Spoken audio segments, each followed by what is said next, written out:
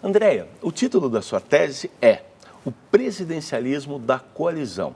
O que você estudou exatamente na sua pesquisa de doutorado, que foi menção honrosa no Prêmio CAPES 2014, Andréia? A ideia era entender a relação entre executivo e legislativo de uma perspectiva diferente, procurando entender qual é a consequência de se formar uma coalizão na relação entre executivo e legislativo. Basicamente, a pergunta básica que me guia ao longo de toda a tese é se os partidos políticos que fazem parte da coalizão compartilham o poder com o partido do presidente. Você tem até, em especial no início ali da ciência política, quando você começa a fazer estudos comparados e pensar na estrutura do presidencialismo, você tem uma visão muito caricatural do que seria a divisão de poderes, né? Como se você tivesse dois poderes completamente independentes e que tomassem suas decisões em esferas independentes, com incentivos independentes, porque um é eleito de uma forma, o outro é eleito de outra forma.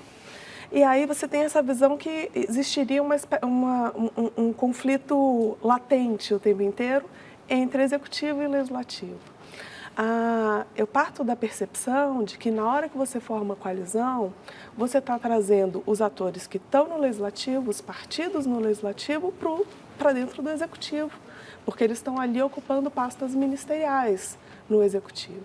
E na medida em que eles estão dentro do executivo, você diminui a distância entre executivo e legislativo e, portanto, você estabelece um tipo de relação diferente entre os poderes. E que, para de fato ser diferente, exigiria alguma espécie de compartilhamento de poder entre esses partidos, entre os partidos que fazem parte da coalizão de governo. E é isso que eu procuro mostrar na minha tese, olhando sempre para como os projetos do Executivo são avaliados no Legislativo e qual a importância ou qual o papel que cada um dos partidos que fazem parte da coalizão exerce nessa segunda etapa da produção das políticas no interior do Legislativo. André, avançando um pouco para depois a gente voltar, mas já trazendo à tona algo que me parece que está sempre na cabeça das pessoas quando se pensa em como esses dois poderes funcionam e se relacionam no Brasil. Há uma tendência, me corrija se eu estiver errado, mas me parece que existe uma tendência de se demonizar o legislativo. O que se diz é que o presidente é sempre refém do Congresso Nacional. Estaria lá sempre em busca de outros interesses, que não a governabilidade, enfim. Existe, de fato, essa percepção, de maneira geral, e isso existe, realmente sim, o presidente está sempre refém de um Congresso para quem ele tem que liberar verba, para membros do Congresso que ele tem que trazer para o seu governo, ainda que o acordo inicial tenha sido só para vencer a eleição e não para governar. Como que a gente entende isso? Então, acho que a ciência política passou por vários momentos aí nessa avaliação dessa relação entre executivo e legislativo. E a visão especial do Congresso, essa visão negativa que se tem do legislativo, eu vou fazer uma parte aqui, ela não é peculiar ao Brasil. Se você pegar qualquer pesquisa sobre confiança nas instituições, você vai ver que o legislativo é mal avaliado em todas elas, na Suíça, na Inglaterra, em qualquer país do mundo, não importa quão agradável ou bem desenvolvido o país seja, o legislativo e os políticos tendem a ser mal avaliados nessa percepção. E o legislativo em especial. E isso é até interessante, aí deixa eu continuar no meu à parte, só para... porque o legislativo é, de certa forma, o centro o coração de uma democracia. Diferente do Poder Executivo, onde uma única corrente, uma única preferência está representada, imagina um sistema político no estilo americano, um presidencialismo bipartidário. Você tem um presidente eleito por um determinado partido que defende determinadas preferências. Ele vai escolher ministros a partir das preferências dele para implementar algum tipo de política, né? Você tem ali uma única preferência representada. É óbvio que nenhum governo é completamente unitário, mas você tem um número de preferências muito reduzidas representadas num sistema desse tipo. Um sistema político multipartidário, que nem o nosso, implica um número muito maior de preferências sendo representadas no legislativo. Nesse sistema onde você tem um executivo com número reduzido de atores, com número reduzido de preferências representadas, quando ele se relaciona com o legislativo, em especial se o partido dele tiver maioria no legislativo, aí você reforça essa ideia de que um número muito pequeno de pessoas vai ser atendido. Ainda assim, mesmo num sistema político desse tipo, que seria mais parecido com o americano, por exemplo, norte-americano, é no legislativo que essas preferências começam a ter um grau de variabilidade maior, né? Mesmo no interior do Partido Republicano, do Democrata, você tem ali determinadas correntes dentro do partido que vão representar outras preferências. Então, é no legislativo que você tem a sociedade, as preferências que estão representadas na sociedade, representadas. Num legislativo como o nosso, multipartidário, você tem um número ainda infinitamente maior de preferências representadas. Por isso é o coração da democracia. Assim. É lá que essas inúmeras preferências que estão na sociedade vão se chocar eventualmente e vão ter que buscar um consenso. Né? O que eu estou dizendo basicamente é o seguinte: quando você tem um sistema, quanto maior for o número de preferências representadas na decisão sobre uma determinada política, mais representativa vai ser essa política. Nesse sentido, o legislativo devia ser infinitamente valorizado. Assim, as pessoas deviam tomar maior atenção quando escolhem seus deputados, talvez uma atenção maior do que quando vão eleger um cargo para o executivo, porque você tem realmente que escolher alguém que vai defender as suas ideias, as suas preferências, porque esse é o único momento que um grande conjunto de preferências vai estar representado. E ali você tem os grupos de pressão, você tem os lobbies, você tem uma relação muito mais íntima com a sociedade civil do que você tem no executivo. Então, o legislativo, coração da democracia, ele é super importante. Essa desvalorização do papel do legislativo é muito ruim. E é muito ruim que a gente pense no executivo como o detentor do saber sobre políticas. Né? É muito ruim que a gente pense que muito melhor seria sem o legislativo protestando, sem o legislativo reclamando e com o executivo fazendo tudo que gostaria de fazer. Bom, isso é uma parte gigantesca para chegar na sua resposta. A ciência política passou por várias visões dessa relação entre executivo e legislativo, e aí falando especificamente do Brasil, né? Assim, houve um momento em que a gente achava que, de fato, o executivo não tinha poder nenhum, ali na década de 80, você tinha muita impressão de que o executivo era um refém, de fato, do legislativo, que ele não tinha a menor capacidade de governar. Aí, ali, do meio para o final da década de 90, você tem o trabalho do professor Fernando Limonge e da professora Angelina Figueiredo, que vem revolucionar essa percepção.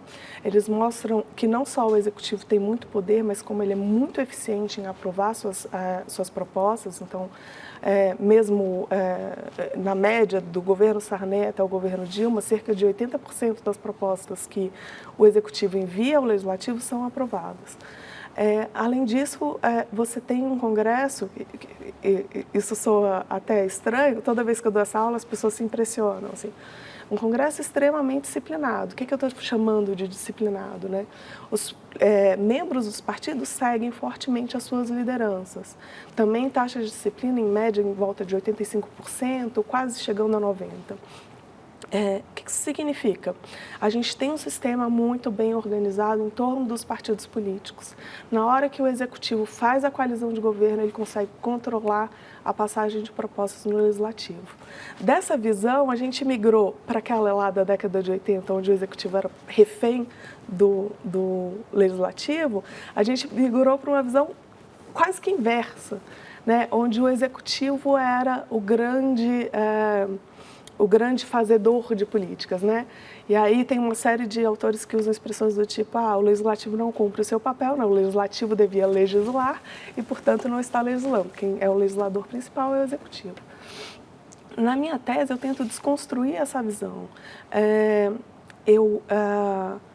O executivo brasileiro tem muito poder, ele é, de fato, o principal propositor de legislação, mas quando a gente olha para o trabalho que é feito no interior do legislativo, em cima dessas propostas que vêm do executivo, e aqui eu estou falando basicamente das discussões em torno dos processos, dos projetos que se dão nas comissões, das alterações em torno dos projetos, das emendas apresentadas por parlamentares, dos substitutivos apresentados pelo relator da proposta, de todo o trabalho de avaliação e reelaboração do projeto, você vê que o Legislativo tem uma participação significativa nessa reelaboração. E isso é o grande barato da democracia, né? Você tem um executivo razoavelmente forte, capaz de propor uma agenda, mas você tem um legislativo que não fica apenas aprovando o que vem do executivo. Ele é capaz de trabalhar em cima dessas propostas, fazer alterações, faz alterações em número significativo, ou seja, incorpora as preferências que estão presentes em toda a sociedade dentro desses projetos. Então, você está sempre caminhando, digamos assim, para o centro. Porque a gente nunca vai ser exatamente a preferência do executivo que está sendo produzida em termos de política pública, mas também não vai ser a preferência do partido A ou B. É um trabalho coletivo feito, em geral, quando a coalizão em geral não, sempre que a coalizão é majoritária, eu diria que é ali o ponto médio das preferências da coalizão. Isso eu posso entender que é algo bom. Se eu tenho, como você disse, lá atrás a gente pensava que o executivo era muito fraco, depois que o executivo era muito forte, generalizando. Você mostra que há um equilíbrio maior do que se imaginava. E eu posso, então, entender que isso é bom, uma vez que há uma confluência de discussões, enfim, mais valores e interesses representados, é isso? Na minha opinião, é fantástico. Eu acho que esse é o barato da democracia. Você ter o maior número possível de preferências representadas nas políticas produzidas pelo governo. O nosso modelo de democracia, o presidencialismo de coalizão, é muito criticado porque, enfim, as pessoas olham para a distribuição de pastas ministeriais como se elas fossem única e exclusivamente a distribuição de patronagem, né? O sujeito trocando um cargo por um voto no legislativo. Elas esquecem que o ministro tem um papel, ele tem um trabalho, né? Ele senta naquela cadeira e ele não pode simplesmente sorrir.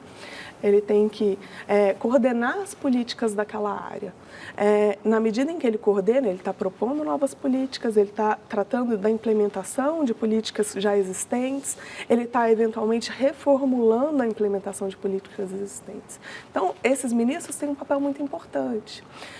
Na medida que a gente passa a não olhar para essa formação da coalizão como única e exclusivamente uma troca de cargos por voto, na medida em que a gente começa a olhar para a importância desses ministros e o papel que eles têm na formulação de políticas públicas, a gente começa a perceber que, na verdade, o que a gente está fazendo é incluir um número maior de atores em cada decisão, porque também esses ministros não conseguem tomar decisões sozinhos. Eles precisam do apoio do presidente, eles precisam do apoio do legislativo.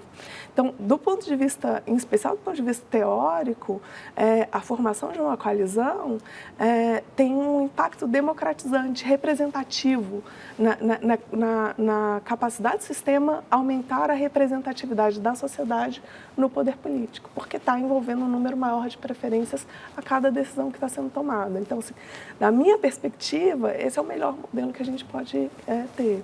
Ou seja, não é que não exista troca de cargos, enfim, nada disso, mas do ponto de vista, como se diz, teórico, como modelo, a gente não pode pensar que também todo mundo, enfim, todo tipo de ação política se volta só a isso. Há também, como você disse, como isso se organiza. Você falou agora há pouco de um presidencialismo de coalizão. Porém, o título da sua tese é o presidencialismo da coalizão. Isso. Por que, André? Então, isso é uma espécie de uma provocação. a coisa de escolher um título para a tese é muito difícil, né? E eu queria, de alguma maneira, dar uma ideia de que o fato da gente... O termo presidencialismo de coalizão ficou absolutamente espraiado em tudo quanto é literatura que trata da relação executivo-legislativo. Ele ainda não tomou um significado propriamente dito e, às vezes, ele assume uma conotação mais negativa, às vezes uma conotação menos negativa, mas ninguém dá o valor exato do que essa agregação, a ideia de presidencialismo significa. Então, a ideia era imputar que o presidencialismo com coalizão, o presidencialismo da coalizão é diferente de um presidencialismo onde você tem um sistema bipartidário, onde você, ainda que num sistema multipartidário, não forme coalizões. Isso tem uma implicação, e a implicação está no compartilhamento do poder político com outros partidos que não o partido do presidente. Então, a ideia era tentar... Já no título, de mencionar que o fato de você aliar coalizão a um sistema presidencialista, você torna esse sistema diferente. Isso é diferente de um presidencialismo. Isso é um presidencialismo onde a relação entre executivo e legislativo é menos separada, né? Você pensa no conceito básico de presidencialismo, né? Você tem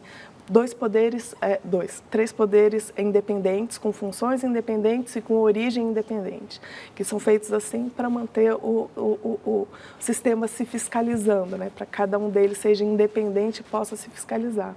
Na medida em que você tem uma coalizão, você está diminuindo essas distâncias, você está diminuindo essa separação. Então, a gente tem que pensar num tipo de conceitualização diferente. E do ponto de vista da ciência política, inclusive em referenciais teóricos diferentes.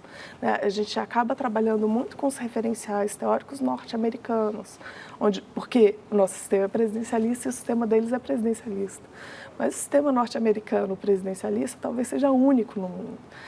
A grande maioria dos países latino-americanos são presidencialismos de coalizão e a gente, ao adotar esses referenciais teóricos que vêm dos Estados Unidos, né, um sistema com muita separação dos poderes, onde o executivo é relativamente fraco em termos de poder de agenda,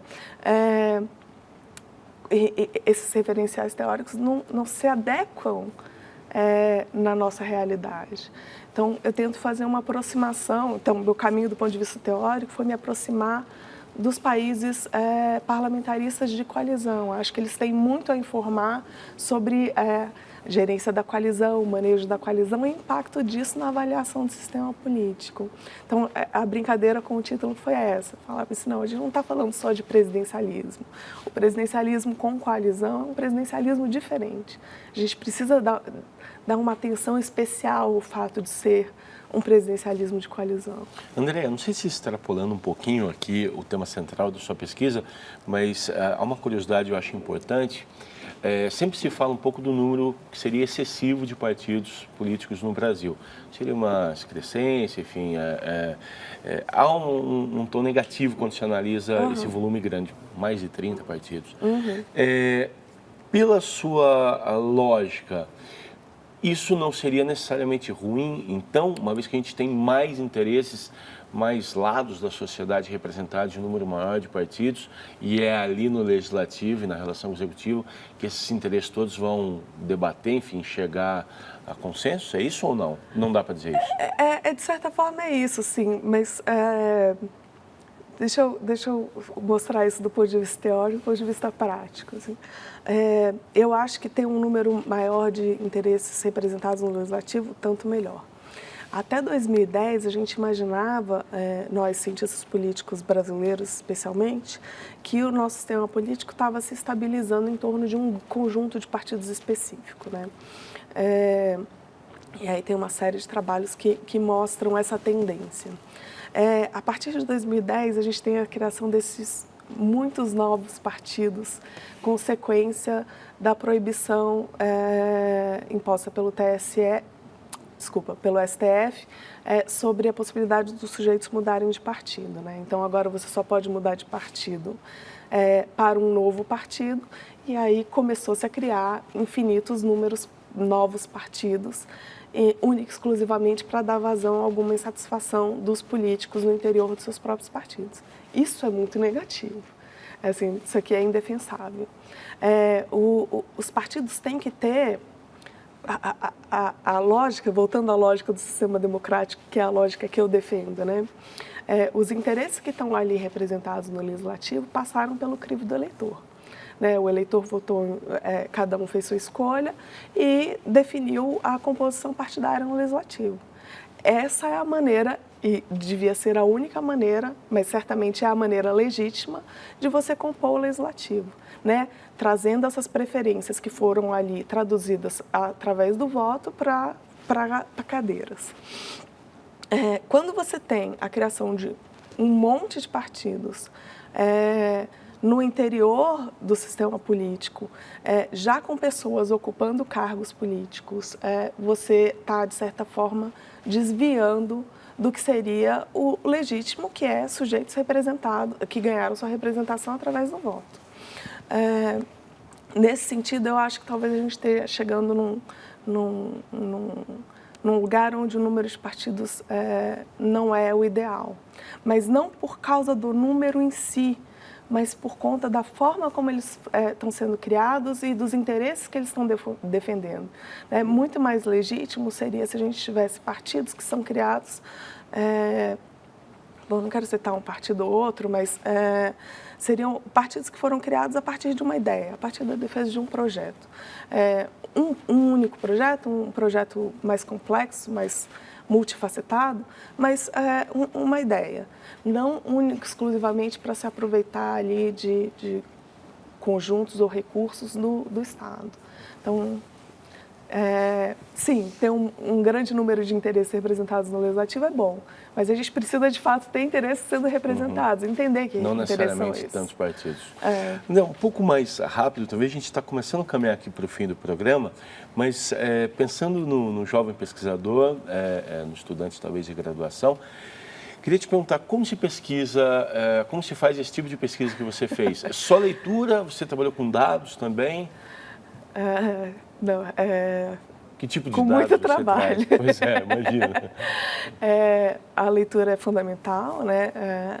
A leitura no sentido de reunir um arcabouço teórico com o qual você possa trabalhar, mas a minha tese é empírica, ela é recheada de informações sobre as alterações nos projetos do Legislativo, e eu demoraria uma meia hora para explicar exatamente como a gente coletou os dados, mas assim, para falar rapidamente, basicamente a gente reparte os projetos em dispositivos, enfim, na menor parte possível. Então, você pensa num projeto com vários artigos, então você pega cada um dos artigos e vai vendo o caminho de cada um desses artigos ao longo do trabalho do Legislativo, na Câmara, no interior das comissões, depois no plenário, no Senado, nas comissões, depois no plenário, depois volta lá para o Executivo, no veto, e vai vendo o que aconteceu, quem alterou, qual partido ele era, que tipo de alteração foi feita, isso tudo coletado ali a duras penas na mão. Eu tenho um conjunto de mais de quase 20 mil dispositivos coletados, assim com muito trabalho. Eu chamei a atenção para isso justamente porque me parece um trabalho, claro, de análise de dados, mas tem um lado também de você ir com uma lupa ali, porque esses dados vão se perdendo, indo e voltando, se transformando ali. Sim. Uma coisa incrível. Se usa para isso algum tipo de software? Não.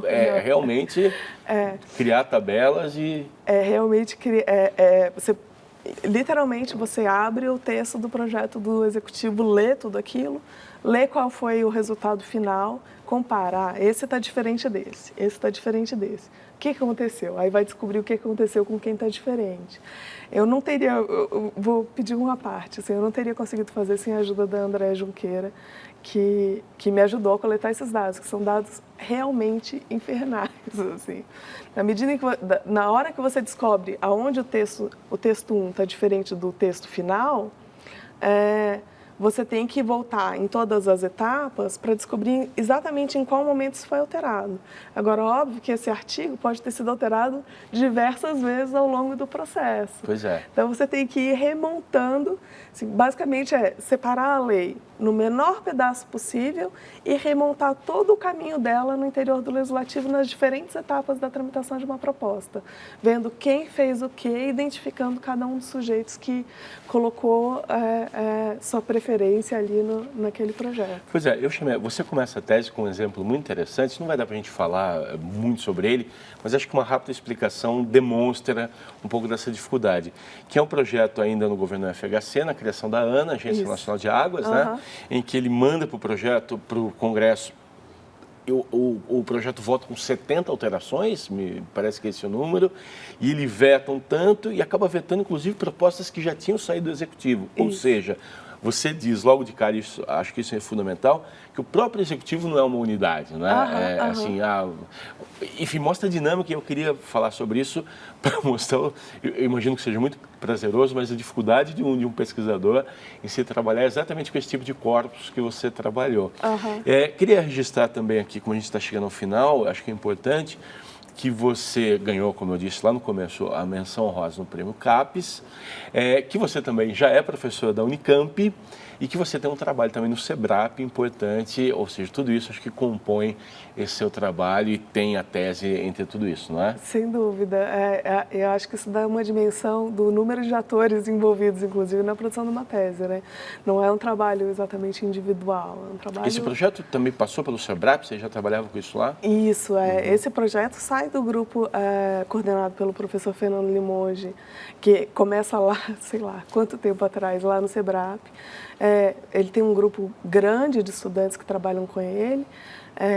Eu hoje estou na coordenação desse núcleo lá no SEBRAP, mas ele é o grande responsável, ele e a professora Argelina são os grandes responsáveis aí pelo desenvolvimento da tese. E essas ideias, como buscar informação, isso teria sido impossível se eu não tivesse num grupo de pesquisa tão ativo dentro do estudo da relação entre executivo e legislativo. Aliás, você faz um agradecimento, normalmente o estudante agradece de maneira, claro, ao orientador, mas você faz um agradecimento assim, muito bonito ao professor Fernando Limonge, dá para dimensionar quanto foi importante a orientação para ele. Registrar também que durante sua pesquisa você passou 6 meses em Oxford, na Inglaterra, também pesquisando. E tudo isso resultou na tese O Presidencialismo da Coalizão, como eu mencionei logo de cara, menção honrosa no Prêmio CAPES 2014, de teses, O Presidencialismo da Coalizão, de Andréa Marcondes de Freitas. Quero te agradecer, Andréa, pela presença. Deve ser em livro? Tem alguma ideia para isso? Eu espero que sim, se tiver alguma editora. Ótimo, e quando sair a gente conta aqui. Obrigado, Andréa, pela presença, obrigada a você, pela entrevista. Foi um prazer. Obrigado.